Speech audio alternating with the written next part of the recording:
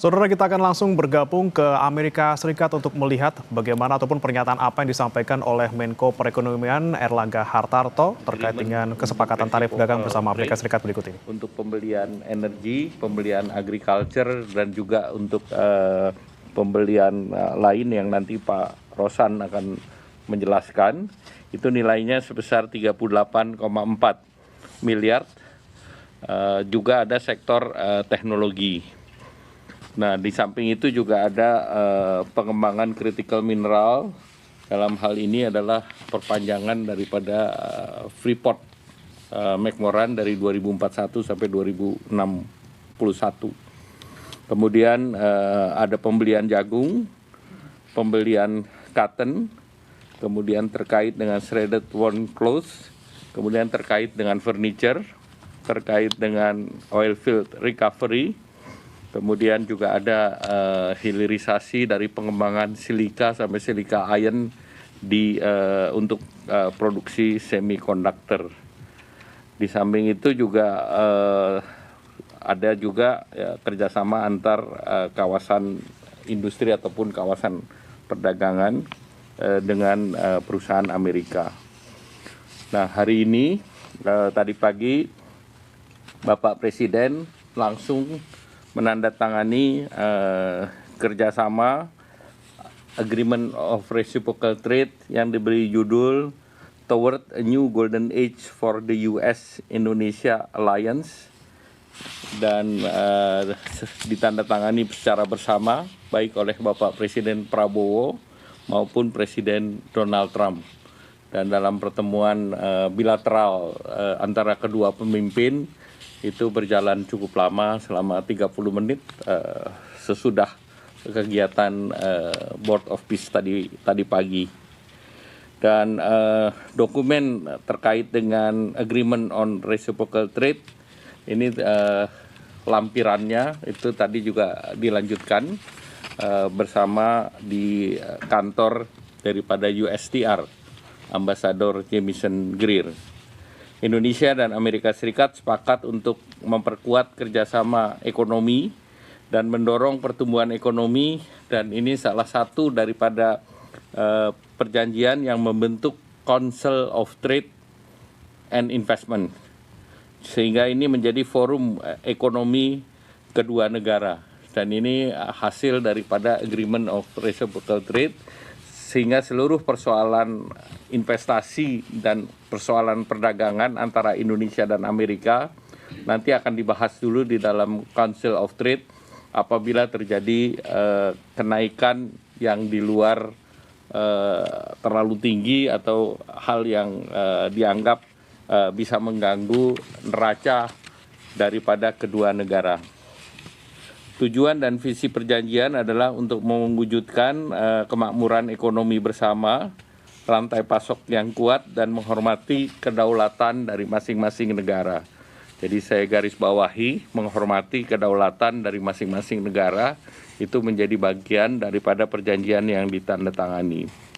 Sejak diumumkan oleh Presiden Trump pada tanggal 2 April 2025 yang lalu, pemerintah Indonesia telah mengirimkan 4 surat untuk proses negosiasi tarif di bulan April, Juni, Juli, dan Agustus 2025, dan juga 90% daripada dokumentasi yang dikirim oleh Indonesia dipenuhi oleh Amerika. Jadi usulan Indonesia dipenuhi oleh Amerika yang tertuang dalam Agreement on Reciprocal Tariff. Dan dalam periode tersebut Indonesia mengunjungi Washington DC 4 kali, kemudian 7 kali putaran perundingan, dan lebih dari 9 kali pembahasan in person maupun virtual dengan USTR atau Duta Besar Jamieson Greer. Di dalam proses sebetulnya juga kita berbicara dengan Commerce ataupun Commerce Secretary dan Treasury Amerika. Namun Indonesia ini perjanjiannya memang kita dengan USTR, dengan Ambasador Jamieson Greer.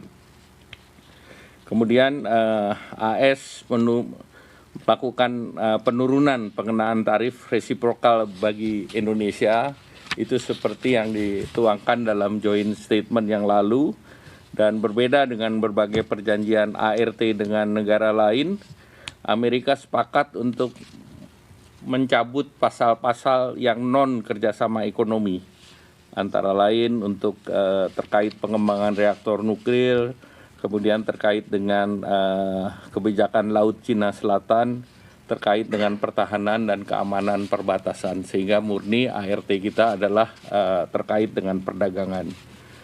Dalam ART ini ada 1.819 pos tarif produk Indonesia, baik itu pertanian maupun industri, antara lain minyak sawit, kopi, kakao, rempah-rempah, karet, komponen elektronik termasuk semikonduktor, komponen pesawat terbang, yang tarifnya adalah 0%. Dan khusus untuk produk tekstil dan aparel Indonesia, Amerika juga akan memberikan tarif 0% dengan mekanisme tarif rate quota atau TRQ. Dan tentunya ini memberikan manfaat bagi 4 juta pekerja di sektor ini, dan kalau kita hitung dengan keluarga ini sangat berpengaruh terhadap 20 juta masyarakat Indonesia. Indonesia juga komitmen untuk memberikan fasilitas untuk produk Amerika dengan tarif 0, karena utamanya Indonesia mengimpor produk pertanian, wheat, kemudian juga soybean, sehingga masyarakat Indonesia membayar 0% untuk barang yang diproduksi dari soybean ataupun wheat, dalam hal ini noodle ataupun dalam bentuk tahu dan tempe. Jadi masyarakat kita tidak dikenakan beban tambahan biaya untuk bahan baku yang kita import dari Amerika Serikat. Kemudian dia sesuai dengan posisi di dalam forum WTO, kedua belah negara sepakat untuk tidak mengenakan bea masuk transaksi ekonomi elektronik, dan ini juga kita berikan kepada Eropa, jadi bukan Amerika saja. Dan ini yang mendorong nanti untuk adanya moratorium dalam forum ministerial conference di WTO. Indonesia juga mendorong transfer data lintas batas terbatas sesuai dengan undang-undang yang berlaku di Indonesia, dan juga merecognize bahwa Amerika pun akan memberikan perlindungan kepada data konsumen setara dengan perlindungan data konsumen yang diberlakukan di Indonesia. Indonesia juga akan menerapkan strategic trade management, terutama untuk perdagangan, agar perdagangan aman dan tidak digunakan untuk fungsi-fungsi di luar fungsi yang diperlukan untuk perdamaian. Kemudian juga Indonesia akan memberikan kemudahan untuk perizinan import dan juga standarisasi barang, baik itu industri maupun pertanian asal Amerika. Nah, Indonesia juga komitmen untuk mengurangi hambatan tarif dan non-tarif, dan juga memberikan kepastian terutama di sektor ICT, kesehatan, dan farmasi. Perjanjian ini akan berlaku 90 hari setelah proses hukum diselesaikan kedua belah pihak, baik itu di Indonesia dengan konsultasi dengan DPR maupun di Amerika dengan proses internalnya. Dan juga di dalam perjanjian ini juga diatur bahwa kedua belah pihak dapat mengubah perjanjian dengan kesepakatan kedua belah pihak secara tertulis, dan juga ada ruang untuk perbedaan tarif, apakah itu lebih rendah dengan tadi dibahas di dalam Council of Board yang akan dibentuk. Dan selanjutnya tentu kami dari pemerintah akan segera menyampaikan kepada DPR RI terkait dengan undang-undang ini, dan juga dalam perjanjian ini tujuannya juga untuk mencapai Indonesia Emas, sehingga perjanjian ini juga disebut sebagai New Golden Age bagi Indonesia maupun Amerika Serikat itu sendiri.